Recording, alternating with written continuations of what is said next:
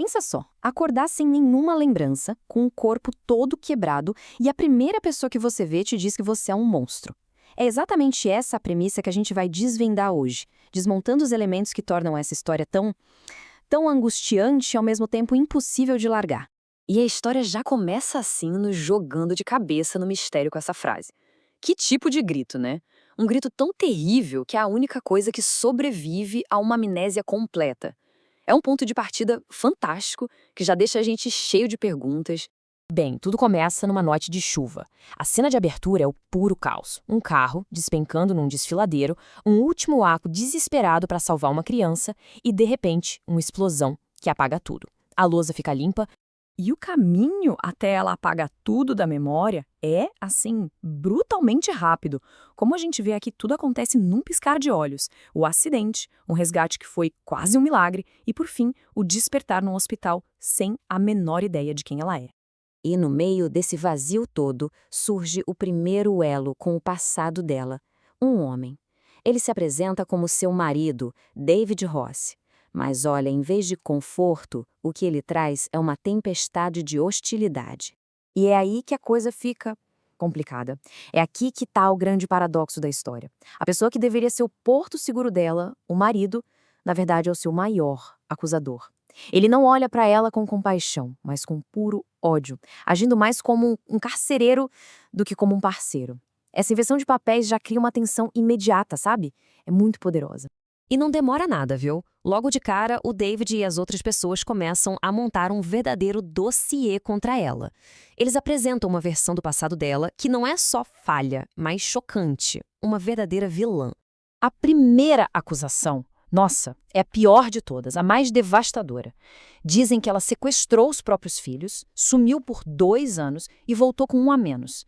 É difícil até de imaginar um crime mais cruel para jogar nas costas de alguém.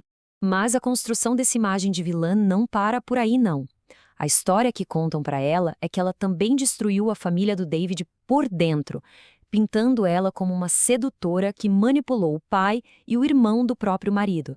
E para completar o pacote, ainda joga uma pitada de conspiração na história. No momento do acidente, ela não estava sozinha.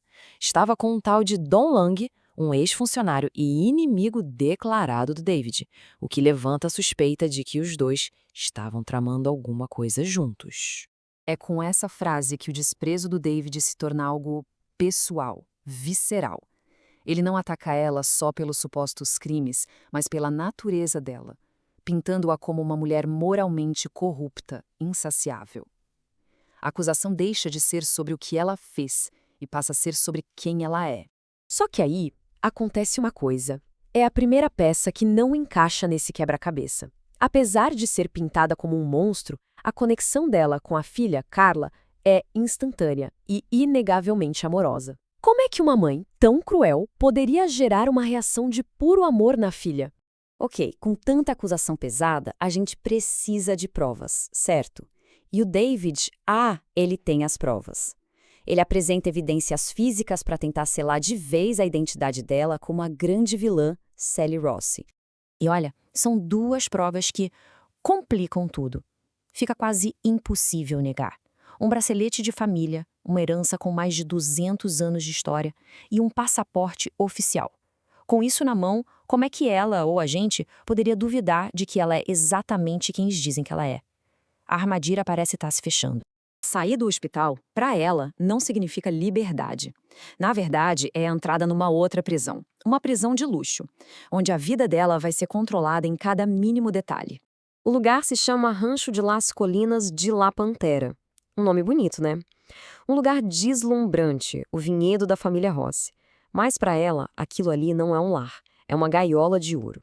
E esse contraste entre a beleza do lugar e a realidade opressora é um dos pilares da história. E a vida lá dentro é um inferno disfarçado. A hostilidade é na cara dura, sabe? A autonomia dela é 0. E até o fato de ser forçada a dividir o quarto com o David tem um único objetivo: vigilância constante. Cada pedacinho da liberdade dela foi arrancado. E para deixar bem claro quem manda, o David, o marido carcereiro dela, faz essa promessa que arrepia até a alma. Isso não é um aviso, é uma sentença.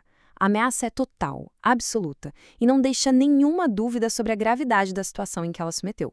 Então, com tudo isso na mesa, a gente chega no coração do problema, no conflito que move cada página dessa história e que deixa a gente sem fôlego e sem respostas. A primeira possibilidade é que tudo isso seja um grande teatro, que as provas e as acusações estejam certas e que a perda de memória seja só a próxima fase de um jogo cruel que ela está jogando. Ou será que não? Será que é o exato oposto? Que a confusão, o medo, até o carinho dela pela filha, que tudo isso é genuíno, que ela é de fato uma vítima, presa num pesadelo que não é o dela? E é essa a grande questão que fica no ar, né? Vilã com amnésia ou uma mulher inocente que caiu numa armadilha? A narrativa é construída de um jeito tão inteligente que cada fato, cada conversa, pode ser visto de duas maneiras. E é nessa ambiguidade que mora toda a genialidade do mistério, forçando a gente a questionar absolutamente tudo até o final.